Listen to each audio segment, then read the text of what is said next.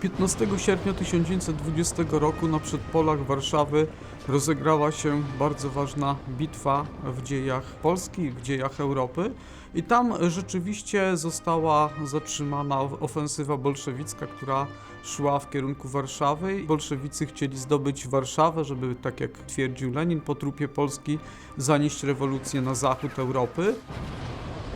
15 sierpnia nastąpił przełom. Bolszewicy zostali zatrzymani z jednej strony na przedpolu Warszawy, a z drugiej strony Józef Piłsudski wyprowadził uderzenie z Nadwieprza, które spowodowało całkowite zaskoczenie frontu północno-wschodniego Michaiła Tuchaczewskiego. Kolejne uderzenie polskie kierowane przez Władysława Sikorskiego z Nadwkry spowodowało to, iż armia bolszewicka znalazła się w polskich kleszczach. Miało to też w przyszłości rzutować na to, co się będzie działo w Białymstoku. 16. Armia, którą dowodził Sochołów, dowódca bolszewicki, poszła w rozsypkę. Zaczęli wycofywanie na wschód, chcieli za wszelką cenę oderwać się od polskich sił i dotrzeć do Grodna. Najbliższa droga dla 16. i 3. Armii Bolszewickiej prowadziła przez Białystok.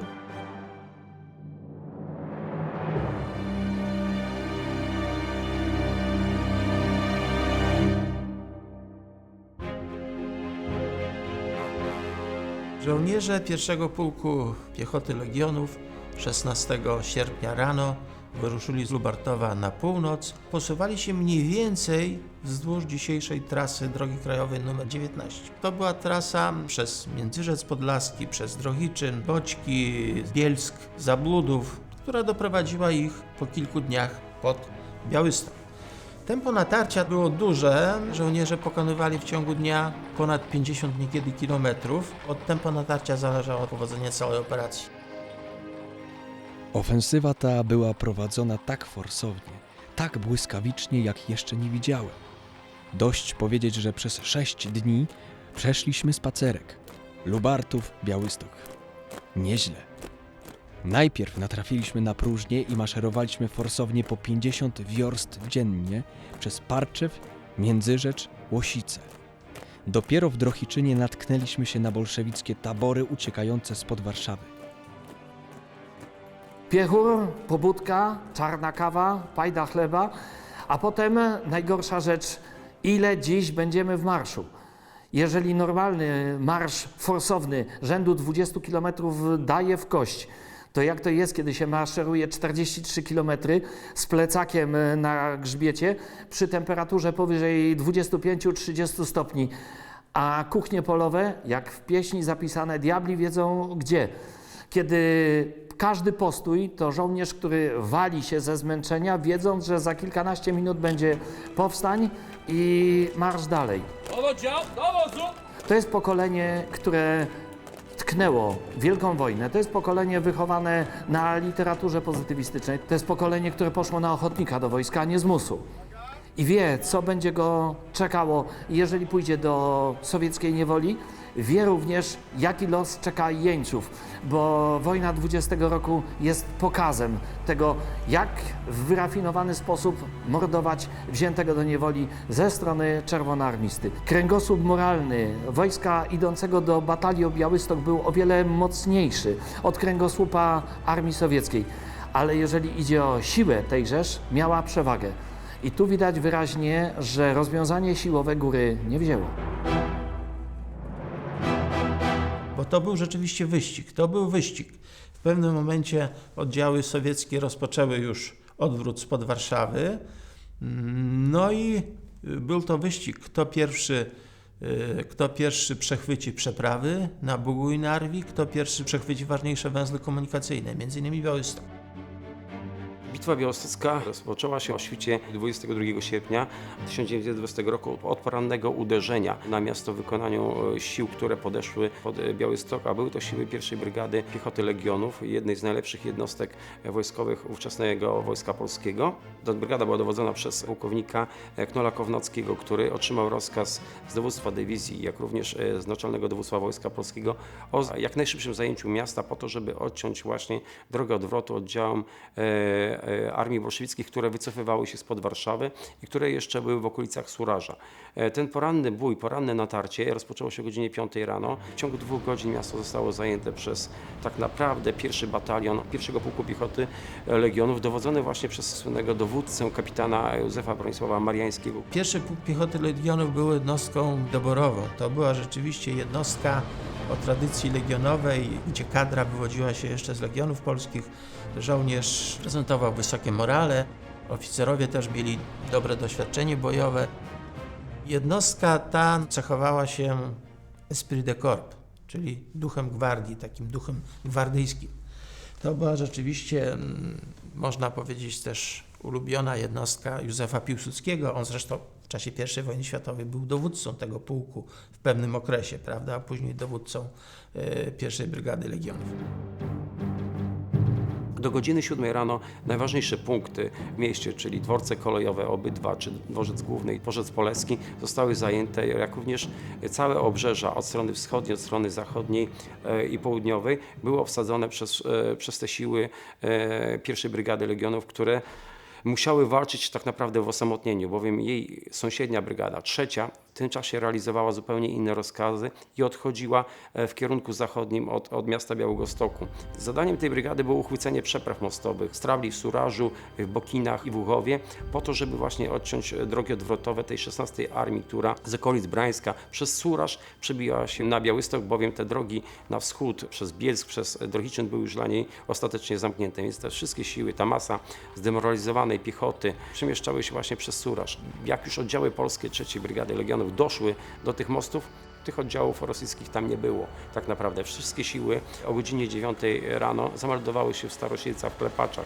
Było to kilkanaście tysięcy piechoty, która nie przedstawiała większej wartości bojowej. Niemniej 2 dywizje piechoty, czyli 2. i 21, przejawiały ochotę do walki, widząc, że miasto Białystok jest zajęte przez nieznane im tak naprawdę siły polskie, które miały bronić tego miasta do upadłego. I tak też się stało. Od godziny 9 te 2 dywizje próbują miasto zdobyć, przebić tę drogę odwrotu dla tych mas żołnierskich, które czekały w lasach Klepacz i w pobliżu Starosilc.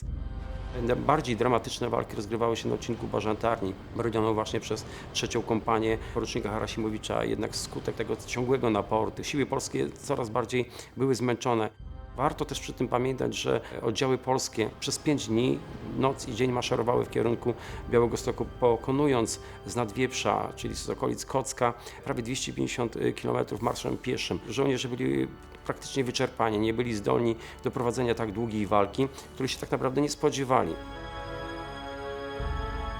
Sowieci czasami wdzierali się do miasta, byli kontratakowani, byli wypierani przez polskie oddziały. W stronie polskiej po prostu brakowało fizycznie sił do zatrzymania tej masy wojsk sowieckich, która wycofywała się spod Warszawy. Wśród oddziałów sowieckich była tam 27. Dywizja Strzelców dowodzona przez Putnę, przez Witowta Putnę. Uchodziła ona w Armii Czerwonej za stosunkowo dobrą, wręcz bardzo dobrą jednostkę doborową.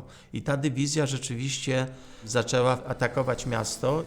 Zobaczył ten dowódca, że takie daremne te są natarcia falowymi terroriami piechoty po to, żeby zdobyć ten odcinek. On wytypował pewne punkty, których obrona polska z jego zdaniem wydawała się słaba. Ten zdolny dowódca potrafi pokierować całością natarcia, które rozpoczęły się po godzinie 15 i Rosjanie, bolszewicy odnieśli w tym momencie sukces. Siły polskie zostały praktycznie zgniecione w tym miejscu i musiały się stopniowo wycofywać do centrum. Miasto praktycznie zostało opanowane przez siły bolszewickie, które tak naprawdę stłoczyły się w tych wąskich uliczkach. Tutaj o sukcesie miały decydować takie lokalne starcia na bagnety, na granaty, na broń krótką, którą używano właśnie w tych wąskich uliczkach. Nie ostrzeliwano miasta dosyć intensywnie artylerią, dlatego że większość zabudowy była drewniana, więc mogłoby dojść do wielkiego pożaru, który zapewne sprawiałby wielkie trudności nie tylko dla obrońców, ale również i dla przebijających się przez miasto ze względu na zadymienie i słabą widoczność.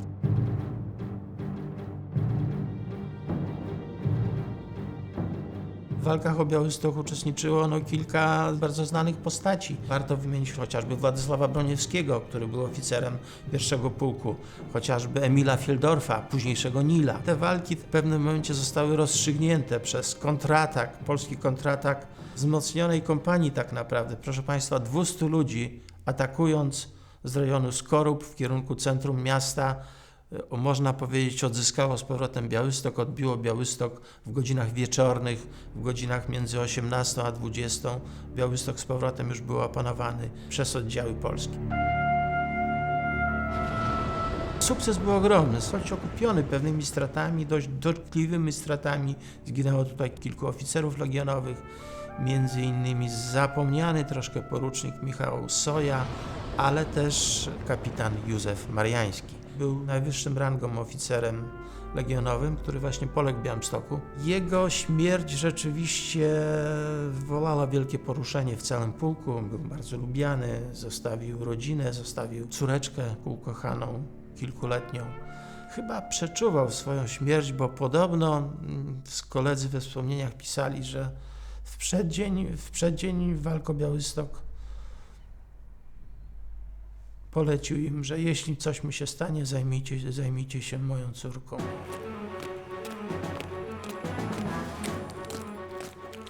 Mieszkańcy Białegostoku pamiętali doskonale ten przebieg dramatycznych bojów, zwłaszcza na ulicy Zwycięstwa, gdzie 5 żołnierzy, opierając się o płoty, zginęło od szabel kozaków, którzy właśnie szturmowali te pozycje, którzy wybili do nogi ten pododdział polskiej piechoty.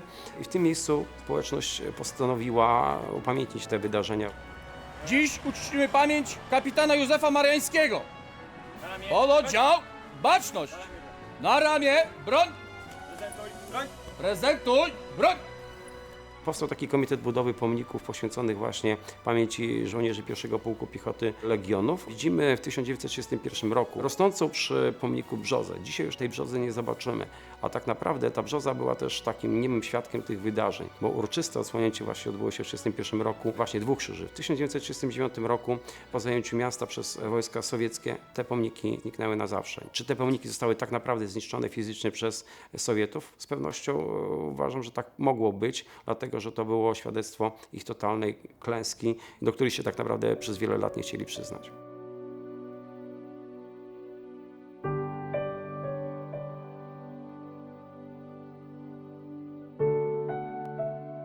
W walkach o Białystok zginęło dokładnie 49 żołnierzy 1. Brygady Piechoty Legionów, w szczególności z 1. Pułku Piechoty Legionów, który poniósł największe straty. Zostali w większości ci żołnierze tutaj pogrzebani, oprócz kapitana Mariańskiego, który na początku września 1920 roku został przewieziony z powrotem do rodzinnego miasta w Radomiu i tam został pochowany z honorami wojskowymi. Tutaj jest pochowanych kilkudziesięciu tych żołnierzy właśnie z tego okresu walk, ale również mamy kilka grobów, które mają inną datę niż 22 sierpnia 1920. Być może są to pochowani inni uczestnicy walk, bądź żołnierze, którzy wzięli udział właśnie w bojach. Po opuszczeniu miejscowego szpitala na odgłos tej walki wzięli udział w zmaganiach przeciwko bolszewikom.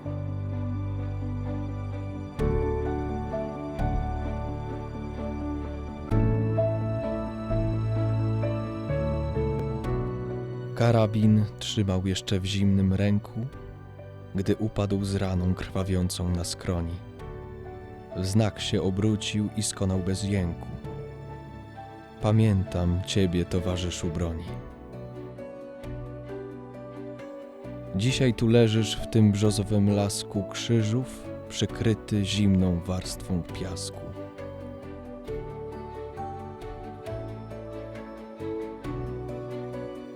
Pamiątką całą brzozowy krzyż prosty. Na krzyżu wisi maciejówka siwa. Porosły w koło kąkole i osty, a darń zielona grób z wierzchu przykrywa. Tabliczkę białą ktoś złożył na grobie z napisem Polska, niech się przyśni Tobie.